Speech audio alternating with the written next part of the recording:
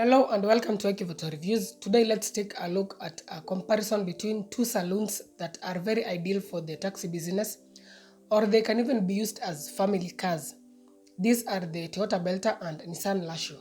The Belta is based on the Toyota Vitz while the Latio is based on the Nissan Note. So you can term these cars as the saloon versions of the Toyota Vitz and Nissan Note. The Belta is quite common and it's easy to understand why people really love this car. If it's fuel efficiency, this car will not disappoint. Reliability, again, it scores high. Ease of maintenance, again, it scores even higher.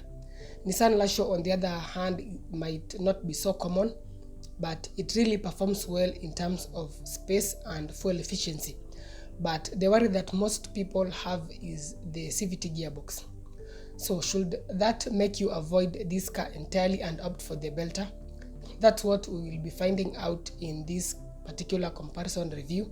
So please stay tuned and consider subscribing to the channel for more informative content on cars as well as bikes. So the Toyota Belta was in production from 2005 till 2012 and it's the car that replaced the Toyota Platz. The Nissan Latio, on the other hand, was in production from 2012 till 2016, after which it was discontinued due to dwindling sales. So the model year of the Belta that we will be having in this comparison is the 2012 model, which was the last year of production, while for the Nissan Latio it will be the 2015 model.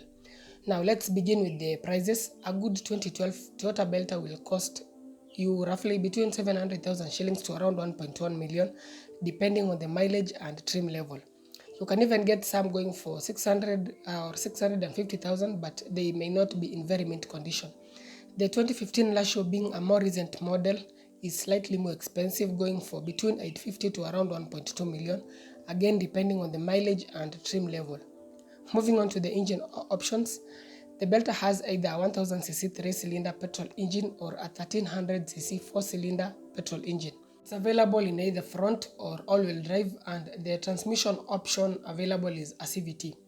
The 1000cc 3-cylinder is only suited for town and city drives. It's really not ideal for long distances.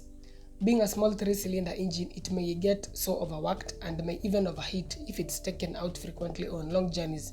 So it's best to only go for this particular engine if you will be doing short journeys.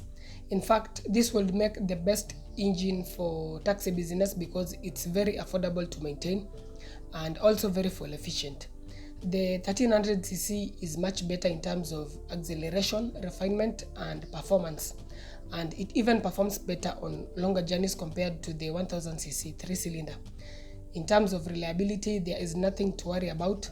Both engines are very simple and durable.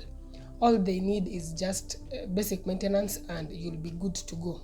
Nissan Latio, on the other hand, mostly comes with a 1200cc 3-cylinder petrol engine, though there's also a 1500cc 4-cylinder petrol engine. This car is only available in front-wheel drive and the transmission option is a CVT or a 5-speed manual, which is rare. These engines are also reliable. The 1200cc is quite refined for a 3-cylinder engine and it provides decent power. This same engine has also been used in the Nissan Note.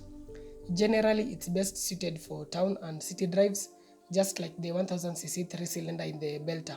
On longer journeys, the more powerful 1500cc 4-cylinder will perform better than the 1200cc. But in terms of fuel consumption, the 3-cylinder does really well, as we are about to see. The only problem with this car is the CVT gearbox, but chances of the problem arising will depend on how you use this car. On short journeys, say within towns or cities, there will be no problem because chances of the CVT gearbox overheating will be low. But on long journeys, they will be high because of the innate nature of the inadequate cooling mechanism, and that's why it's very important to install an aftermarket transmission cooler, especially if you will be going for long journeys. Moving on to fuel consumption, the 1000cc 3-cylinder in the Belta can get up to 20 km per liter, depending on your driving style, while the 1300cc can get around 18 km per liter, which is impressive. The 1200cc in the Latio can get up to 22 km per liter, while the 1500cc around 17 km per liter. Fuel tank in the Belta is 42 liters while in the Latio it's 41 liters, so they are more or less the same. As for the brakes, both cars get ventilated discs at the front and drums at the back, and braking is adequate and quite progressive. The ground clearance measures in at around 150 millimeters in the Belta and 155 millimeters in the Latio. Generally, it's not bad in both cars, unless if maybe you have 5 passengers and cargo in the boot. The clearance will then be much lower and going over some bumps may prove a problem. The carb weight in the Belta measures in between 990 to 1120 kgs, while in the Latio it measures in at around 1030 kgs. Lastly, some of the extra features you can get in both cars include alloy wheels, fog lights, and a navigation. In addition to this, the Latio can also come with a body kit that makes it look more youthful and sporty. So now, which car would you prefer in terms of looks? Do let me know in the comment section. Personally, I would prefer the Belta. It's basic but in a good way. The Latio does not look bad, but it's just not very appealing. There's however a body kit that can be installed to slightly improve the looks. In terms of the interior space, this is where the Latio really shines. This car is meant to be a compact saloon, yet it has so much interior space that it can even shame other saloons that are a class above it. The front and back rows are spacious enough even for taller people. The boot is also quite spacious, measuring in at around 490 liters, which is 40 liters more than that of the Belta. In terms of the interior design, they are both basic and the interior quality of materials is all plastic, and that's not a bad thing considering these are affordable and basic cars.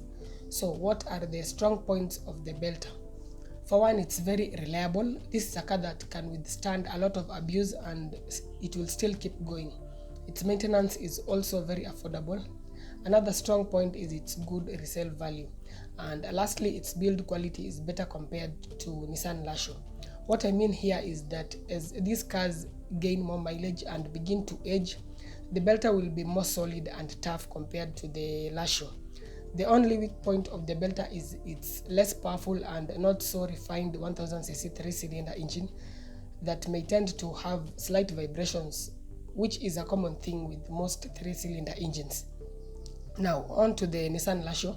This car has 4 main strong points, and the first one is its interior space, which is just so impressive. In fact, it's class leading. Another strong point is its very impressive fuel efficiency, especially the 1200cc engine that can get up to 22 kilometers per liter. It's almost comparable to a hybrid car. It's also very affordable to maintain, and lastly, its 3-cylinder engine is very refined and well balanced. On to the weak points, they are 2. The first one is the already mentioned CVT gearbox, but there's a solution for that, especially if you intend to do long journeys. Just install the transmission cooler to be on the safe side. Secondly, the build quality is not very good compared to Toyota's, and this will manifest itself when the car starts aging or as it gains more mileage. Things like bushes may not last as long as those of Toyota's. Then it may also have significant rattles inside the car. This may also indicate that the body structure is not so rigid. So there you have it. Which one should you go for? I would recommend the Toyota Belta because it's more reliable and tough, but the Latio is still a very good option. If you just need a spacious car for running errands within the city, then the Latio can make a very good option. Avoid those very rough roads and very long journeys, and it will serve you for a long time. So I hope this has been helpful. Thanks a lot for watching. Please consider subscribing to the channel for more informative content on cars and bikes. If you have any inquiries, feel free to reach me via WhatsApp or email. That's it for this particular episode. Stay safe.